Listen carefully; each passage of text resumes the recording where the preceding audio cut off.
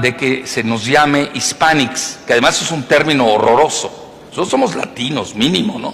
Pero realmente ya que nos llamen mexicanos... Ahora le pregunto, ¿el nivel de entreguismo es tal que hay exmandatarios que han participado o han permitido invasiones a su propio país? Es increíble, mira, a grado tal, Lucía, que el mismo Estados Unidos ha publicado que 13 expresidentes que nunca nos hubiéramos imaginado fueron agentes de la CIA. ¿Quieres que diga los nombres? Dígalos. López Mateos, Díaz Ordaz y Echeverría. Y Peña Nieto igual. Pues ve cómo han entregado el petróleo de México. Es la única carta geoestratégica que tiene el país y se regaló. Estamos catalogados como el segundo, me da pena decirlo, pero pues yo soy realista, ¿no? El segundo país más violento del planeta después de lo que ha sucedido en Siria, que es una guerra civil. Para que México sea el segundo con mayor violencia en el mundo, se dice fácil. Ahora, mira, esto se debe, esa es mi muy humilde hipótesis, hay unos tratados de Bucareli que se hicieron en 1923, en las que obligaron al entonces presidente Obregón por Estados Unidos, que no reconocía a ese régimen después de la Revolución Mexicana de 1910, 13 años después, 13 años después, ¿sí? ¿Qué sucede?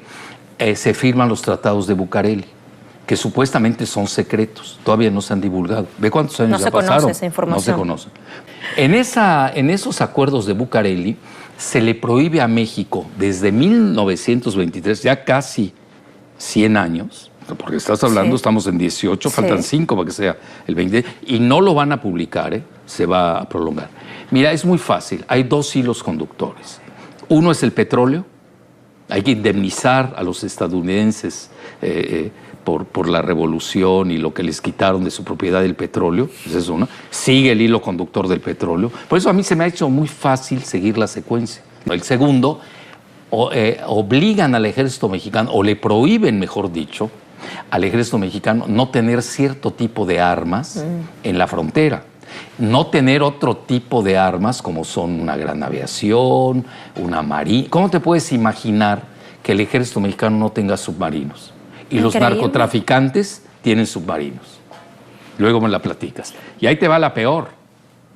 Como si fuera poco, los tratados, así les llaman, los tratados de Bucareli. En 1970, el entonces asesor de seguridad nacional del presidente Carter, Zbigniew Brzezinski.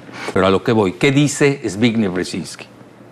No queremos un Japón en la frontera. Sí. Entonces ahí hay problemas, porque a México no le permiten crecer con investigación y desarrollo. Claro. ¿Cómo puede ser que Sudcorea, que no tiene recursos, tiene 50 millones de habitantes, tiene que importar petróleo, materias primas, etcétera, tenga mejor tecnología que México? Lo que pasa es que nosotros tenemos yo diría un apartheid tecnológico. Y estas cosas no se ven. Entonces México es un país realmente, mira, me da más pena decirlo, es un país conquistado.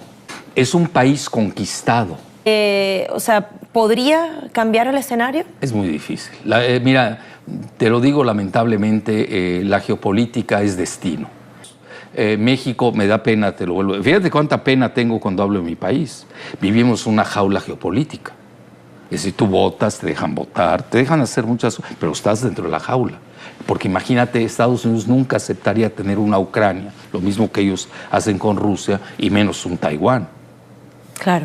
Entonces, no entra en su radar. Es más, Estados Unidos, y voy a decir algo que no le va a gustar mucho a los televidentes sudamericanos, ve su frontera real hasta la parte norte del Amazonas. Sí, Estados Unidos su línea roja real la tiene plantada en el norte del Amazonas. Y ahí va otra consideración. No es gratuito que tengan 8 bases en la frontera con ustedes. Y no es gratuito que ya pertenezca a la OTAN. Y no es gratuito que Argentina pertenezca a algo que no se maneja mucho, que se llama la extra OTAN. ¿Por qué? Porque no solamente son las Malvinas, que se las quitaron. Se puede negociar por las buenas con Estados Unidos sin que resulte lesionada la soberanía y la libre autodeterminación. Bueno, lo que pasa es que desde hace mucho guste o disgusto, la soberanía de México es limitada, sobre todo desde los tratados de Bucareli. De una situación de alarma, o huyes o te enfrentas. Aquí hemos huido, esa es la realidad. Obviamente no tenemos capacidad para enfrentarnos. Por eso es un gran dilema el de México y por eso yo insisto mucho en los jóvenes, que es el futuro, y en la cultura de México. Tenemos grandes civilizaciones. Pero ¿qué hay que hacer? No entregarse tanto. Claro. Ahorita, ¿cuál es el problema? Se han entregado tanto que para desentregarte va a ser tan difícil. Como hacer, casi es como irte a una guerra mundial. Ni tienes el ejército, ni tienes finanzas, no tienes banca nacional, y lo último que te quedaba, que era el petróleo, ya lo entregaste. Nosotros lo único que tenemos que hacer es esperar. Una implosión que se está dando de Estados Unidos, esperar, tener plan B. ¿Qué vamos a hacer cuando empiece la guerra civil? Por Que eso tendrá cola en México, ¿no? ¿Cómo dices? Podría tener cola eso en México. Por supuesto, vendrían todos los migrantes. ¿Qué hacemos con ellos? Claro. Oye, tú imagínate un país de 125 millones que tiene un índice de pobreza de los más grandes del mundo, porque Estados Unidos nos metió en ese plan. Ellos nos han encajonado en todos sus proyectos. Si tú te das cuenta, cada presidente de México le ha puesto un clavo al féretro nacional. Y te lo puedo expresar cada uno que ha hecho.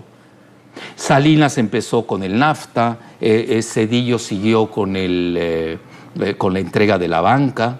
No tenemos banca nacional. Los bancos que tenemos son de carcajada. Hoy los bancos para el petróleo son bancos de inversión porque necesitas de miles de millones de dólares. Y obviamente no tenemos esa capacidad. Luego tienes a Fox, hizo el famoso ASPAN, que se llama...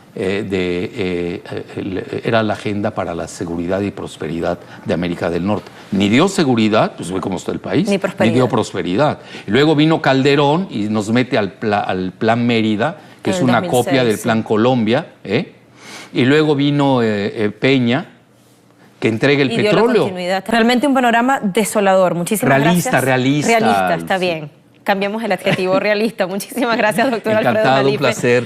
Un honor haberle tenido acá y Un escuchar honor sus para mí. consideraciones y sus reflexiones.